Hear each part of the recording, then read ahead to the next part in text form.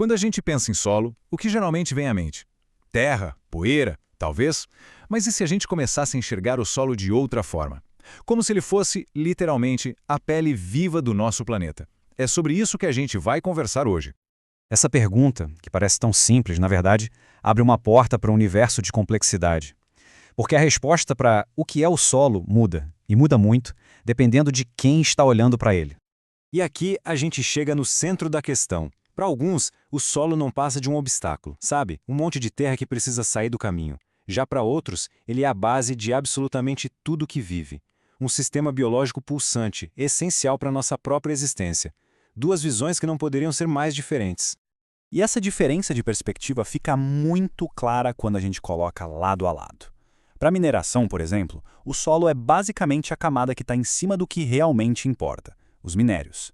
Já para a ecologia, o solo é o que importa. Ele é um ecossistema riquíssimo por si só, a fundação de toda a vida na superfície. Bom, para entender de verdade o valor do solo, a gente precisa voltar um pouco no tempo. Na verdade, muito no tempo. Porque a formação do solo é uma verdadeira história geológica contada em câmera super lenta.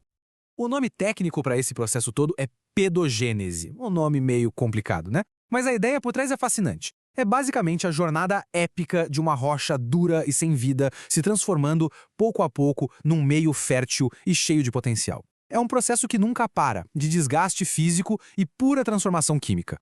E como é que essa mágica acontece? Bem, tudo começa com o intemperismo. A rocha-mãe, exposta ao sol, à chuva, ao vento, vai se quebrando aos pouquinhos. Aí entra o segundo fator, que é crucial, o tempo. A gente está falando de séculos, milênios. E aí, finalmente, a vida entra em cena. Pequenos organismos, plantas, começam a colonizar esse material, trazendo a matéria orgânica, que é o pulo do gato, para transformar aquilo no solo fértil que a gente conhece. E para colocar essa lentidão toda em perspectiva, se liga nesse número. Em regiões tropicais, como boa parte do nosso Brasil, a natureza leva cerca de 100 anos para formar 1 mísero centímetro de solo. 100 anos. 1 centímetro.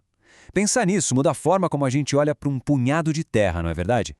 Agora que a gente já sabe como o solo nasce, que tal a gente fazer uma dissecação?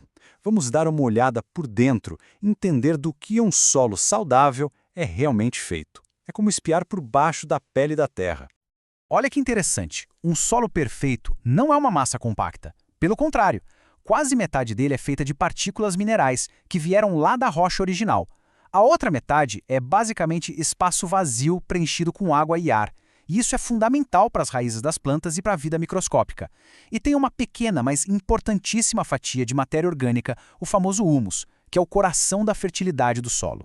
E o solo também tem uma estrutura, ele é organizado em camadas, que os cientistas chamam de horizontes. E cada horizonte conta um pedaço da história. Lá em cima, a gente tem o horizonte O, de orgânico, cheio de folhas e galhos se decompondo. Logo abaixo, o horizonte A, mais escuro e rico, que é o filé mignon para a agricultura. E conforme a gente vai descendo, os horizontes B e C mostram a transição de volta para a rocha-mãe, a camada R, que deu origem a tudo isso.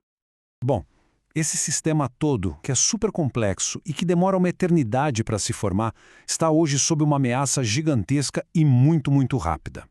Agora a gente vai falar de um problema sério, a crise da erosão.